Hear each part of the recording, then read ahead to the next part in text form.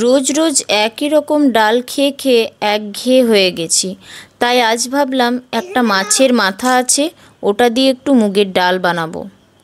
বেশি কিছু মশলা দেব না, অল্প একটু মশলা দিয়ে সিম্পল একটা রেসিপি বানাবো। নমস্কার, আমি শ্বেতা। আমার রান্নাঘরে আপনাদের আরও একবার স্বাগত জানাই। প্রথমে একটা কড়াইয়ে সর্ষের তেল নেব। এটা গরম করে মাছের মাথাগুলো ভালো করে নুন হলুদ মাখিয়ে গরম তেলে ভেজে নেব।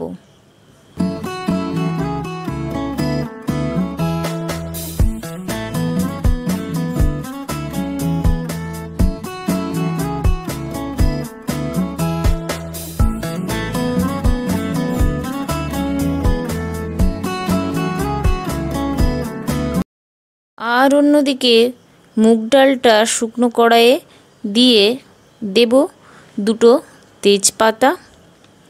এবার ডালটা একটু ভেজে নেব। যখন দেখব একটু হালকা রং পাল্টেছে, তখন এতে দিয়ে দেব জল।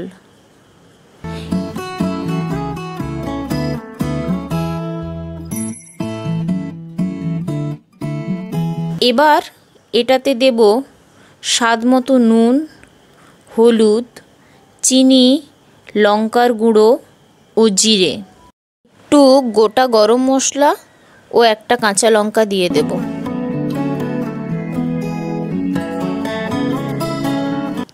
এবার এটা সেদ্ধ করতে দিয়ে দেব। এদিকে আমার মাছের মাথাগুলো ভাজা হয়ে গেছে। এবার একটা কড়াইয়ে একটু তেল দিয়ে গরম করে নেব ও তার মধ্যে দিয়ে দেব দুটো শুকনো লঙ্কা ও একটা তেজপাতা। এবার মাছের মাথাগুলো এর মধ্যে দিয়ে ছোট ছোট করে ভেঙে দেব।